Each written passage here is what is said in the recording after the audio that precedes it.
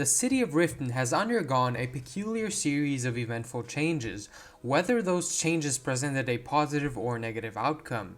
It has endured centuries of mistreatment and eventual nourishment, but it has nearly always perished at the expense of parties that were bent on exploiting the citizens that initially repaired its broken economy and reputation. Riften endured an Akaviri invasion. It got involved with the Ebonheart Pact and Wolfarth the Ash King. It saw the arrival of Manamarco's Worm Cult and their crusade against the Ebonheart Pact.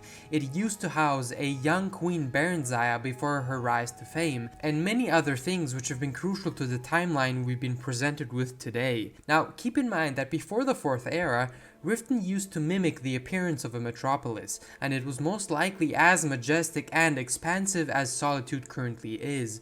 But the actions of a certain ruler have impacted the core beauty of this once glorious city. The Jarl that was responsible for its indirect downfall was Hosgunn Crossed-Daggers, an infamous ruler that has been swallowed by history and burned by his own ignorance. Now, we're all aware of the concept and sense of importance Skyrim's Hold Jarls carry, but some of them have also tarnished the territories they've so religiously pledged to cherish and protect, and that is exactly what the man we're going to be talking about today did, tarnish. Hosgunn Crossed-Daggers assumed power as the Jarl of the Rift during the very early years of the Fourth Era, the year 98 of the Fourth Era to be exact. This was a rough period that reflected a Great Depression of sorts, and this was mainly due to the societal void that plagued Tamriel as a result of the Oblivion Crisis decades prior.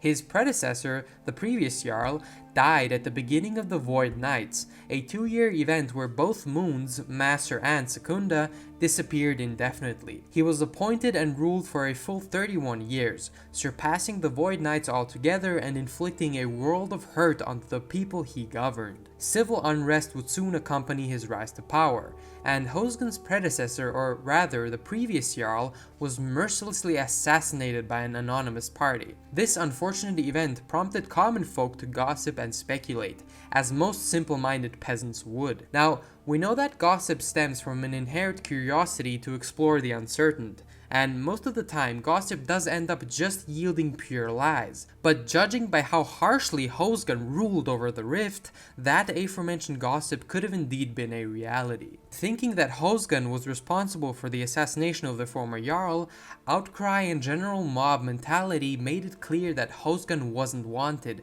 nor loved. But he eventually assumed power anyways, despite prior protests displaying the degree of discontent that the citizens of Riften carried for him. Immediately after he was coronated, insanely hindering laws swept across the entire whole of the Rift and Riften itself, heavily stunting the quality of life for its citizens. Hosgunn implemented a nightly curfew of sorts into the judicial system of the Rift and Riften, and he enforced this curfew relentlessly. People were literally banned from venturing out of their homes at night, and the enforcement of this rule wasn't at all naive either. Any and all perpetrators were jailed without a trial and eventually executed if they repeated this offense.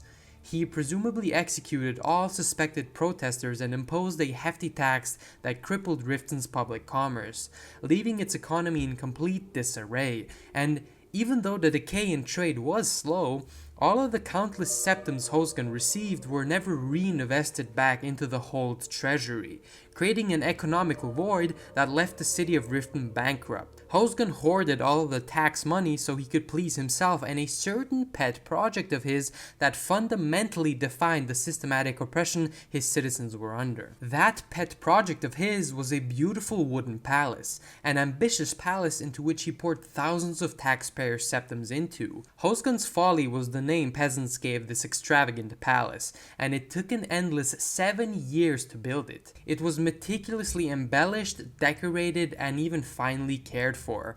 Not only did this cost the people of the Rift, but it drove Hosgunn into an even more secluded state than he was in before. This state of carelessness allowed for crime to secretly rise. Meanwhile, human excrement and filth kept also gradually filling the streets of Riften. and those who resisted crime suffered from famine, poverty, and sooner or later disease or a certain type of pandemic. Hosgunn's careless nobility eventually caught up to him, and in the year 129 of the Fourth Era, an unstoppable mass of citizens rose up to assault and stall the city guard so they could incinerate Hosgunn's palace or folly. And so they did, simultaneously burning Jarl Hosgunn alive as well in the process. His death signified how even the most powerful of forces can be overthrown, and the end he met was most fitting, to be honest. Nevertheless, for all of the immoral horrors Hosgunn created, he became one of the most infamous Jarls, allowing for his story to be told 100 times over. His story is also perfectly written in a book we can find in The Elder Scrolls V Skyrim called Of Crossed-Daggers, and this book is a testament to what conspired earlier throughout the era, and I reckon that it serves as a good reminder to all nobility cocky enough to even think about following in Hosgunn's footsteps. An even better reminder is the current insignia of the Hold of the Rift, which are 2 crossed daggers, and this is a symbol referring to Jarl Hosgunn and how the people of Riften prevailed over such a lousy tyrant. Sadly, many innocents did perish, and the people of the Rift weren't embellished, decorated, nor even cared for during his reign, leaving most of Riften demolished by the end of their existential crusade. I hope you enjoyed this smaller video of mine. I've definitely decided to cut back a bit on how long my videos are because they do take a long time to produce. So I hope you guys don't mind, and with that being said, have a good one.